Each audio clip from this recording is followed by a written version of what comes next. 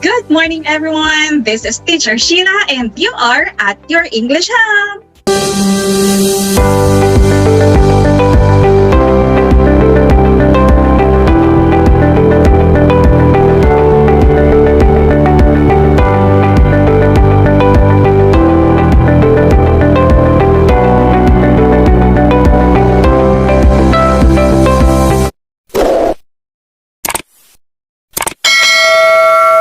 For today's session, we will be tackling another topic, okay?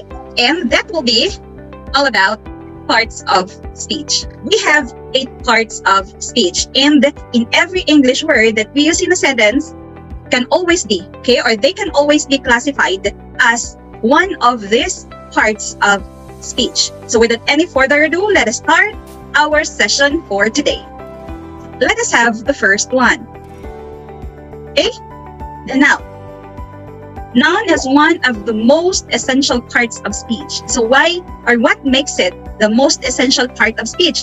Because noun makes people possible to label and refer everything around them. Okay? Because a noun is the name of a person, place, thing, animal, and event. Okay, so we have some examples here. We have Bob, girl for the person, kitchen, and Baguio City for place. Thing, okay, for thing, we have the kitchen there. For animal, we have kangaroo. And for an idea, we have the freedom.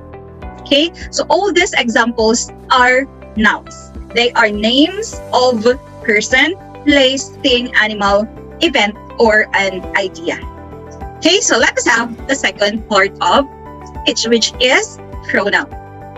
In order for us to avoid awkward repetition of a noun, okay, in writing a sentence, we need not to repeat always the word or the noun that we use, okay? And in order for us to do that, pronoun is the key, because when we say pronoun, it is a word that stands for a noun or a word that displays a noun. Is it clear? So when we say pronoun, it is a word that stands for a noun or a word that takes place a noun. Example. In this example, a crowd quickly gathered. Looking up, they saw a man inch his way up the skyscraper. So we have 2 highlighted words here, the crowd and they. Between these 2 highlighted words, which do you think is the pronoun? Okay, very good. That is they. They is the pronoun here. Why? Because it refers to the noun crowd.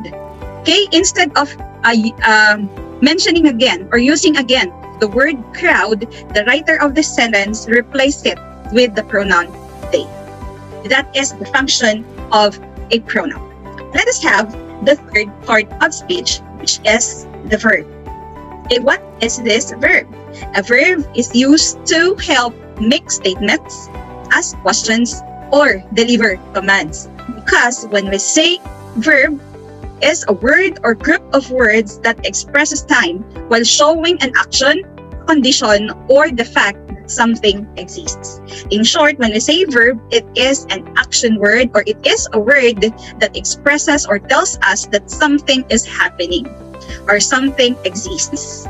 Okay, example, the tires screeched. Okay, as you have seen here, we have another highlighted word, which is screeched. Okay, the tires screeched. Okay, so this word here tells us that something happened, and that is that tires screeched. Is it clear? So it tells us that an action was done or that an action happened. That is the function of the third part of speech, which is the verb. Let us have the fourth one. Okay, adjective. Adjective is a modifier. Why do you think this part of the speech is a modifier? Okay, because it slightly changed the meaning of other words by adding description.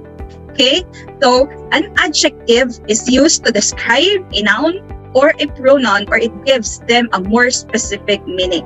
Okay, so that is the reason why an adjective is also a modifier, because it gives or it describes a noun or a pronoun, and it gives another more specific meaning of that particular word. Okay, an adjective answers the questions what kind, which one, how many, or how much. In short, when we say adjective, this answers or it gives us information about something, okay, through its characteristics. Okay, characteristics or definition or description. Okay, example, we have hot onions here. So it answers the question, what kind of onions? Okay, it's hot onions. Okay, so the adjective used here is hot. Okay, let us have another one, that book. Okay, that book. So which book? It's that, the one you are pointing to, the particular book. Okay, so describing the book, it's the word or the adjective used here is that. Next, 17 marbles. Okay, what is the adjective used here? It's, yes, the 17. Okay, it answers the question, how many? Okay, so again, when we say adjective, it describes a noun or a pronoun. Okay, it may be a number, a characteristic, texture, color. So those are examples of adjectives. Let us have the fifth part of speech, which is an adverb. An adverb is another modifier. Okay, it describes or makes other words more specific, just like an adjective. Okay, so what is, as you have observed, adverb and adjective have the same definition. So how do these two parts of speech differ from each other? An adjective modifies or describes a noun or a pronoun, while an adverb, it modifies or it describes a verb. Okay, that's one, an adjective, and another adverb. That is how these two parts of speech differ from each other. Is it clear? Okay, so this adverb, okay, the adjective answers the question what kind, how many, how much, and an adverb answers the questions where, when, in what manner, or to what extent. Okay, so those are the questions that an adverb answers. Okay, so we have here the example. The train arrived early. The train arrived early. What is the adverb used here? It's early. Okay, and it answers the question when. Okay, arrived when? It arrived early. Maybe early in the morning or early in the evening. Okay, so that is the function of an adverb. Let us have the sixth part of speech, which is preposition. Okay, a preposition is a word that relates the noun or pronoun appears or that appears with it to another word in the sentence. Okay, remember this, when we say preposition, it is a word that relates the noun or a pronoun into another word in the sentence. Okay, it's only a word to word. It indicates relationship between separate things. Okay, the relationship may involve location, direction, cause, or possession. Okay, so put this in mind. When we say preposition, it relates the relationship of things in the sentence. It tells us where, okay, the location, it's where, direction, the cause, or the position of it. Okay, example, the tree fell behind the house. Okay, we have highlighted word here, behind. Behind is the preposition used in this sentence. Okay, the tree fell behind the house. It tells us where. It tells us the location where the tree fell. Okay, next, let us have the seventh part of speech, which is the conjunction. Okay, so conjunction joins, as you can see here, it joins words into a single unit. Okay, words and preposition, it relates word to word. While when we say conjunction, it is used to connect other words or group of words to make that particular, maybe 2 or 3 sentences become one or single unit. Example, they went swimming for it was very hot. Okay, again, they went swimming for it was very hot. How many sentences do we have here?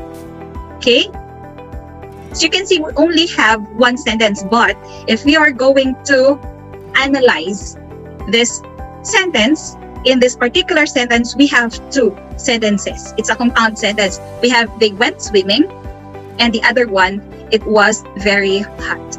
Okay, but because of the conjunction, these two sentences become one. Okay, and the conjunction used here is for. Is it clear? So it is clearly related or clearly defined here or stated here that when we say conjunction, it connects words or group of words in a sentence to make it a single unit or a single sentence. Okay, from being two sentences, it became only one sentence. Okay, using the conjunction for. They went swimming, for it was very hot. Next, let us have the last part of speech, which is interjection. Okay, interjection. It never have a grammatical connection to other words in the sentence. It is a word that expresses feeling or emotion and functions independently in the sentence. Okay, so meaning when we say interjection, it doesn't work any grammatical connection to the words in the sentence because it functions independently. Okay, we can remove this one in the sentence. So when we say interjection, in short, it's expression. Okay, an expression expressing strong feeling or emotion. Example, ouch, wow. Okay, so these are examples of interjection. So we are done with the 8 parts of speech. We have the noun, the pronoun, the verb, the adverb, the adjective, interjection, conjunction, and the preposition. Now, let us have a short activity. Okay, so what you're going to do is you are going to identify the highlighted word in the sentence as noun, pronoun, verb, adjective, adverb, preposition, conjunction, or interjection. Okay, once again, I will be giving you 5 seconds to think before giving you or revealing the correct answer.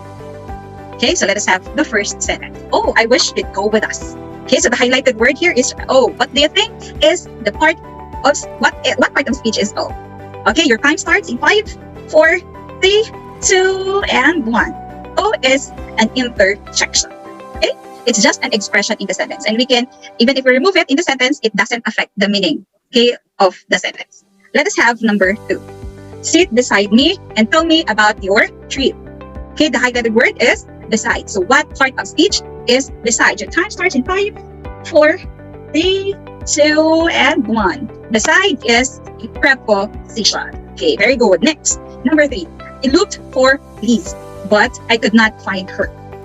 What? Is it a noun, a pronoun, verb, an adjective, an adverb, preposition, conjunction, or interjection? In 5, 4, 3, 2, and 1. But is a conjunction. Okay, so let us have the sentence number 4. I received a letter from cousin Al. Okay, the highlighted word is cousin. In 5, 4, 3, 2, and 1. Cousin is a noun. Okay, and that's all for today. I hope that you have learned something from this discussion. Hope to see you again. Bye!